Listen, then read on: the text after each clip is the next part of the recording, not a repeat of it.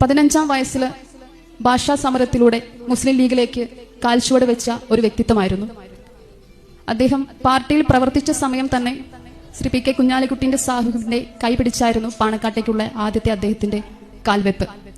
അദ്ദേഹത്തിന്റെ മരണം വരെ ആ കാൽവെപ്പ് അദ്ദേഹം പിന്നോട്ട് വെച്ചിട്ടില്ല. ഓരോ നിമിഷവും അദ്ദേഹം മുന്നോട്ടാണ് പോയിക്കൊണ്ടിരുന്നത്.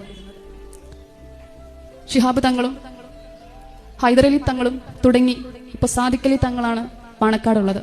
ആ തങ്ങളുള്ള സമയം വരെ ഒരു കൈയിൽ എപ്പോഴും ഉണ്ണികൃഷ്ണൻ ഉണ്ടാവും.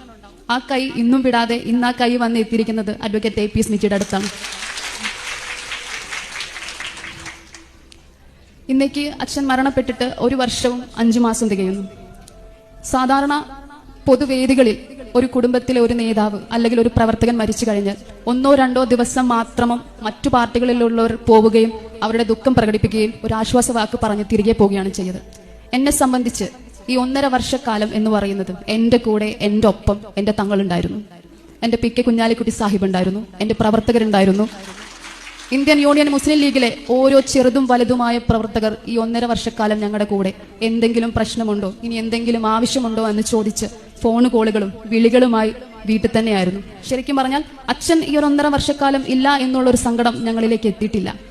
ഓരോ പരിപാടികളിൽ പോകുന്ന സമയം തങ്ങളെക്കുറിച്ച് ഞാൻ എപ്പോഴും സംസാരിക്കാറുണ്ട്. അത് സംസാരിക്കാതെ പോയി കഴിഞ്ഞാൽ അത് നമ്മളോട് ചെയ്യുന്ന ഒരു തെറ്റായി പോകും, അല്ലെങ്കിൽ പടച്ച റബ്ബിനോട് ചെയ്യുന്ന പൊരുത്തപ്പെടാൻ പറ്റാത്ത ഒരു കാര്യമായിരിക്കാം അല്ലെ. നമുക്ക് ഓരോരുത്തർ അവരുടെ ജീവിതത്തിൽ തരുന്ന പ്രാധാന്യം അതൊരു മറ്റു മതസ്ഥയായിരിക്കാം. ഞാൻ ശ്രീനാരായണ ഗുരു പറഞ്ഞതുപോലെ ഒരു ജാതി ഒരു ദൈവം ഒരു മതം, അതെന്നെ സംബന്ധിച്ച് ഒന്നാണ്. നിങ്ങൾ എന്റെ വീട്ടിലേക്ക് വന്നു കഴിഞ്ഞാൽ എന്റെ വീടിന്റെ ഉമ്മറപ്പടിയിൽ 2 പേരുടെ ഫോട്ടോ മാത്രമേ നിങ്ങൾക്ക് കാണാൻ പറ്റൂ.